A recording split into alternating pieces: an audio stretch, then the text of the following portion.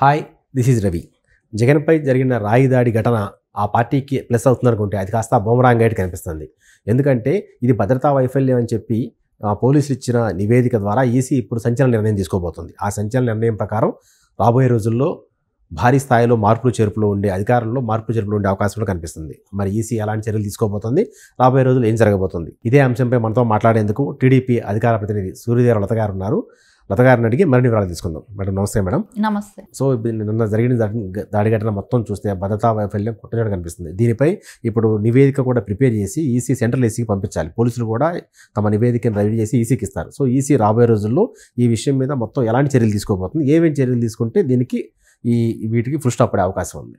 మనం గతంలో కూడా చూస్తే ఈ ఎలక్షన్ కమిషన్ వచ్చిన దగ్గర నుంచి కూడా చూసుకుంటే మోడీ గారు రావటం మన రాష్ట్రానికి, ఆయన వచ్చినప్పుడు భద్రతా వైఫల్యాలు ఎలా ఉంటివో ఆయన కళ్ళారా చూశారు. అంటే ఆయన దృష్టిలోకి కూడా వెళ్ళింది, ఒక ప్రధాని దృష్టిలో డైరెక్ట్గా చూడటం జరిగింది ఏపీలో ఎలాంటి భద్రత ఉంది అనేది. ఎందుకంటే ఆయన వచ్చినప్పుడు వివిఐపి గ్యాలరీలోకి వాటర్ బాటిల్స్ ఇసిరిసిరి కొట్టడమే కానివ్వండి, మైక్స్ ఆయన సొంతంగా మాట్లాడే మైక్స్ పనిచేయకపోవటం కానీ, తొక్కిసలాట్లే కానివ్వండి, స్తంభాలపైకి మనుషుల్ని ఎక్కినా కూడా పోలీసులు వాళ్ళని నివారించకపోవటమే కానివ్వండి, పోలీసులు ఎంత వైఫల్యం అనేది కూడా ఆయన కళ్ళ ముందు ఆయనకి స్పష్టంగా చూశారు కూడా. అంటే ఒక ప్రధాని వచ్చిన చోటే ఒక డిసిప్లినే కానివ్వండి, ఒక సెక్యూరిటీ కానీ లేకపోవటమే కానివ్వండి, ఖచ్చితంగా ప్రధాని గారికి కూడా ఆ రోజు అనిపించింది కూడా కదా. కానీ అలా అనిపించినా కూడా వీళ్ళు భయపడలేదు. అంటే విధుల్లో ఆ రోజు ఉండాల్సిన ఐపీఎస్లే కానివ్వండి, వాళ్ళు ఎవరూ లేని కూడా లేరు, ఎక్కడ రూమ్ వెళ్ళిపోయి ఎక్కడ బయట ఉండిపోయారు, కానీ ఆ విధుల్లో ఉండాల్సిన వాళ్ళు కూడా లేరు. అంటే ఇవన్నీ చూస్తుంటే లెక్కలేనితనం. అంటే ఏపీలో డిపార్ట్మెంటే కానివ్వండి, అధికారులు ఎవరూ కూడా వినేటట్లు లేరు. అంటే ఒక జగన్మోహన్ రెడ్డి ఏం చెప్తే అది ఫాలో అయ్యేటట్టు ఉన్నారనేది అందరికీ అప్పుడు అర్థమైపోయింది, పరిస్థితి ఇంత దారుణంగా ఉందా అనేది. సో ఇప్పుడు మనం జగన్మోహన్ రెడ్డికి జరిగిన ఈ విషయంలో చూస్తుంటే కూడా ఖచ్చితంగా ఇక్కడ భద్రతా వైఫల్యం అనేది కనపడుతుంది. భద్రతా వైఫల్యం అంటే అది వాంటెడ్లీ చేసుకున్న విషయమైనా సరే, ఇప్పుడు జగన్మోహన్ రెడ్డి ఎవరితోనో అది చేయించాడు అన్నప్పుడైనా కూడా అదైనా కనిపెట్టాల్సిన బాధ్యత ఎవరు? పోలీసులే కదా. సరే, అది నిజంగా ఆ గజమాల మాలని గీక్కుందా, ఆ ఎవరో రాయి వేస్తే తగిలిందా, ఆ రాయి వేసిన వాడు ఎవరు, అది ఎంత దూరం నుంచి చేశాడు, ఒక రాయి ఇద్దరికి ఎట్లా తగులుతుంది, ఆ రోజు కరెంట్ ఎందుకు తీశారు, కరెంట్ ఎందుకు పోయింది నైటు, ఆ డ్రోన్ కెమెరాస్ ఏమయ్యాయి. మామూలుగా అయితే డ్రోన్ కెమెరాలు పెడతారు, కానీ ఆ రోజు ఎందుకు వాళ్ళు ఉపయోగించలేదు. తర్వాత ఇన్సిడెంట్ జరిగిన తర్వాత కూడా వాళ్ళు ఎందుకు ఆయన హుటాహుటిన తీసుకొని సెక్యూర్ చేయలేదు. సో ఆయన బస్సులోకి తీసుకెళ్ళి ఉండాల్సింది. ఆయన అంతటా ఆయన ఏదో గుడ్డ పెట్టి తుడిచేసుకున్నాడు, అయిపోయింది.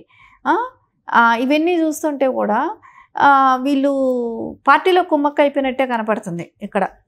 అంటే డీజీపీ గారు అట్లాంటి ఉన్నతాధికారులు లాంటి వాళ్ళే అలా అయితే ఇంకా కింద కేడర్ని మనం చెప్పాల్సిన అవసరం లేదు. ఎందుకంటే పై అధికారులని ఇన్స్ట్రక్షన్స్ వాళ్ళు ఫాలో అవుతారు కాబట్టి ఖచ్చితంగా అది ఉంటుంది. సరే, ఇవన్నీ ఇప్పుడు ఈసీ అన్నీ గమనిస్తుంది కదా. ఎలక్షన్ కోడ్ వచ్చిన తర్వాత అన్నీ ఈసీ చేతికి వెళ్ళినప్పుడు ఇవన్నీ గమనిస్తుంటుంది కాబట్టి ఖచ్చితంగా దీనిలో డీజీపీ గారి నిర్లక్ష్యం అనేది ఇక్కడ స్పష్టంగా కొట్టొచ్చినట్టు కనపడుతుంది అనేది వాళ్ళకి ఈరోజు అర్థమైంది. అంటే ఇంత ఒక సీఎంకి సెక్యూరిటీ లేదు, గతంలో అపోజిషన్ లీడర్లకి సెక్యూరిటీ లేదు. వాళ్ళు వెళ్ళిన ఇప్పుడు పవన్ కళ్యాణ్ గారు కూడా చెప్పారు కదా, నా మీద బ్లేడ్లతో గీస్తున్నారు, నా సెక్యూరిటీకి ఇబ్బంది కలిగిస్తున్నారు, వాళ్ళని కూడా గీస్తున్నారు అని అన్నప్పుడు, సో అపోజిషన్ లీడర్కి సెక్యూరిటీ లేదు. నారా చంద్రబాబు నాయుడు గారి మీద రాళ్లతో దాడి జరిగింది, సో అప్పుడు ఎవరు పట్టించుకోలేదు. ఇవన్నీ కూడా చూస్తుంటే మనకు ఖచ్చితంగా దీని మూలాన డీజీపీ వైఫల్యాలు కొట్టొచ్చినట్టు కనపడుతూ ఉన్నాయి ఇక్కడ. సో అందుమూలాన ఇప్పుడు ఆయన మార్చే అవకాశం కూడా మనకు కనపడుతుంది. ఆయనతో పాటు సిఎస్ గారి మీద కూడా, అంటే పురంధరేశ్వరి గారు గతంలో వీళ్ళందరి మీద రిటర్న్గా కంప్లైంట్ ఇవ్వటం జరిగింది ఈసీకి. సో ఎందుకంటే దానిలో ఒకరిని రఘురామరెడ్డి గారిని ఆల్రెడీ అస్సాంకి పంపించడం జరిగింది కాబట్టి ఇంకా 3 ఉన్నారు. ఈసీకి ఇచ్చిన కంప్లైంట్లో 3 ఇంకా ఉన్నారు కాబట్టి దానిలో ఒకళ్ళు డీజీపీ కానివ్వండి, సిఎస్ కానివ్వండి, ధర్మారెడ్డి కానివ్వండి, వీళ్ళ 3ని అయితే మార్చాలని అయితే, ఇంకొకళ్ళు ఆంజనేయులు, వీళ్ళని మార్చాలనేది అయితే పురంధరేశ్వరి గారు ఆల్రెడీ కోరారు. వాళ్ళ మూలాన అయితే కొన్ని ప్రాబ్లమ్స్ ఫేస్ చేయాల్సి వస్తుంది ఏపీలో. వాళ్ళ వైఫల్యాలు అయితే కనపడుతున్నాయి అని అయితే ఖచ్చితంగా అర్థమవుతుంది. కాబట్టి ఇప్పుడైతే ఖచ్చితంగా డీజీపీని అయితే ట్రాన్స్ఫర్ చేయటం, సిఎస్ని అదేలాగా ధర్మారెడ్డి గారిని, ఈ మిగిలిన వాళ్ళందరినీ కూడా వేరే రాష్ట్రాలకు పంపిస్తే కానీ ఇక్కడ ఎలక్షనే కానివ్వండి, రేపు ప్రశాంతంగా ఎలక్షన్స్ జరగటమే కానివ్వండి, ఇలాంటివి ఇంకొకసారి రిపీట్ అవ్వకుండా కూడా ఉంటాయి అని అనిపిస్తుంది. ఎందుకంటే ప్రతిసారి కూడా జగన్మోహన్ రెడ్డి చేసే ఈ డ్రామాల మూలాన రేపొద్దున ఇంకొకటి జరుగుతుంది. ఎందుకంటే ఇప్పుడు అనిపిస్తుంది ప్రతిసారి కుటుంబ సభ్యులను కూడా ఒకళ్ళు చనిపోతున్నారు. సో రేపు పొద్దున అలాంటి పరిస్థితి వస్తే అది కూడా అపోజిషన్ మీద నెట్టుదామనే ప్లానింగ్ వస్తుంది. సో దాని మూలన ఒకళ్ళు బలి అయిపోవటమే కానివ్వండి, ఇదంతా ఒక ప్రాసెస్ లాగా నడిపిస్తున్నాడు. ఎందుకంటే సేమ్ మనకి ఇప్పుడు మొన్న కోడికత్తి చిన్న చూపెట్టారు చేశారు, ఇప్పుడు ఈరోజు సేమ్ రాయిని చూపెట్టారు, రాయితో చంపేయాలనుకుంటున్నారు అనేది.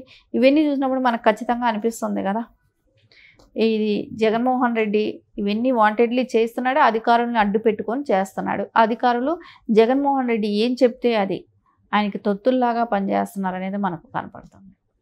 ఇప్పుడు రాబోయే రోజుల్లో ఇప్పుడు ఈ పోలీసులు మొత్తం నివేదిక ఇచ్చిన తర్వాత ఈసీ రాబోయే రోజుల్లో ఇక వీళ్ళ మీద ఎలాంటి చర్యలు తీసుకుంటుందండి? అంటే ఇప్పుడు మామూలుగా అక్కడ పోలీసుల వైఫల్యం కనిపించింది. ఇప్పుడు అక్కడ భద్రత ఇవ్వాల్సిన సిపి కాంతిరాణా టాటా ఉన్నాడు. ఆయన కూడా గతంలో కూడా ఏదో కొన్ని వివాదాస్పద వ్యాఖ్యలు చేస్తే పోలీసు ఐపీఎస్ అధికారుల సంఘం తరఫున దాని మీద కౌంటర్ కూడా ఇచ్చారు ఆయన.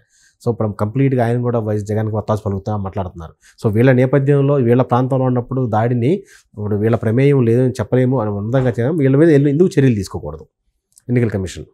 ఖచ్చితంగా వీళ్ళ మీద అందరి మీద చర్యలు అయితే తీసుకుంటారు. తీసుకోకపోతే రేపు పొద్దున ఎలక్షన్స్ సజావుగా జరగవు, ఇవి రిపీట్ అవుతూ ఉంటాయి కూడా. కాబట్టి ఖచ్చితంగా వీళ్ళందరి మీద అయితే తీసుకోవాలి. తీసుకున్నప్పుడే తను పురంధరేశ్వరి గారు కూడా ఇచ్చారు కాబట్టి కంప్లైంట్, దాని మీద యాక్షన్ కూడా తీసుకోవాల్సిన అవసరం ఉంది. కాబట్టి ఖచ్చితంగా దీని మీద ఎలక్షన్ అయితే కమిషన్ తీసుకుంటుంది. వీళ్ళని ఇప్పుడు సత్వరమే తొందరగా ట్రాన్స్ఫర్ చేసే బాధ్యత కూడా ఈసీ మీదే ఉంది. Okay madam. Thank you. So మొత్తానికి రాయి దాడి ఘటన సంచలనం రేపుతుంది. సో ఈ ఘటనలో భద్రతా వైఫల్యం లోపం స్పష్టంగా కనిపిస్తుంది. రాబోయే రోజుల్లో ఈసీ వేడిపై ఎలాంటి చర్యలు తీసుకుంటుందో wait and see. Thank you. So నిన్న జరిగిన దాడి ఘటన మొత్తం చూస్తే భద్రతా వైఫల్యం కొట్టనట్టు కనిపిస్తుంది. దీనిపై ఇప్పుడు నివేదిక కూడా ప్రిపేర్ చేసి ఈసీ సెంట్రల్ ఈసీకి పంపించాలి. పోలీసులు కూడా తమ నివేదికను రెడీ చేసి ఈసీకి ఇస్తారు. సో ఈసీ రాబోయే రోజుల్లో ఈ విషయం మీద మొత్తం ఎలాంటి చర్యలు తీసుకోబోతుంది, ఏమేమి చర్యలు తీసుకుంటే దీనికి వీటికి ఫుల్ స్టాప్ పడే అవకాశం ఉంది? మనం గతంలో కూడా చూస్తే ఈ ఎలక్షన్ కమిషన్ వచ్చిన దగ్గర నుంచి కూడా చూసుకుంటే మోడీ గారు రావటం మన రాష్ట్రానికి, ఆయన వచ్చినప్పుడు భద్రతా వైఫల్యాలు ఎలా ఉంటివో ఆయన కళ్ళారా చూశారు. అంటే ఆయన దృష్టిలో కూడా వెళ్ళింది, ఒక ప్రధాని దృష్టిలో డైరెక్ట్గా చూడటం జరిగింది ఏపీలో ఎలాంటి భద్రత ఉంది అనేది. ఎందుకంటే ఆయన వచ్చినప్పుడు వివిఐపి గ్యాలరీలోకి వాటర్ బాటిల్స్ ఇసిరిసిరి కొట్టడమే కానివ్వండి, మైక్స్ ఆయన సొంతంగా మాట్లాడే మైక్స్ పనిచేయకపోవటం కానీ, తొక్కిసలాట్లే కానివ్వండి, స్తంభాలపైకి మనుషుల్ని ఎక్కినా కూడా పోలీసులు వాళ్ళని నివారించకపోవటమే కానివ్వండి, పోలీసులు ఎంత వైఫల్యం అనేది కూడా ఆయన కళ్ళ ముందు ఆయనకి స్పష్టంగా చూశారు కూడా. అంటే ఒక ప్రధాని వచ్చిన చోటే ఒక డిసిప్లినే కానివ్వండి, ఒక సెక్యూరిటీ కానీ లేకపోవటమే కానివ్వండి, ఖచ్చితంగా ప్రధాని గారికి కూడా ఆ రోజు అనిపించింది కూడా కదా. కానీ అలా అనిపించినా కూడా వీళ్ళు భయపడలేదు. అంటే విధుల్లో ఆ రోజు ఉండాల్సిన ఐపీఎస్లే కానివ్వండి, వాళ్ళు ఎవరు లేను కూడా లేరు, ఎక్కడో రూమ్ వెళ్ళిపోయి ఎక్కడ బయట ఉండిపోయారు. కానీ ఆ విధుల్లో ఉండాల్సిన వాళ్ళు కూడా లేరు. అంటే ఇవన్నీ చూస్తుంటే లెక్కలేనితనం. అంటే ఏపీలో డిపార్ట్మెంటే కానివ్వండి,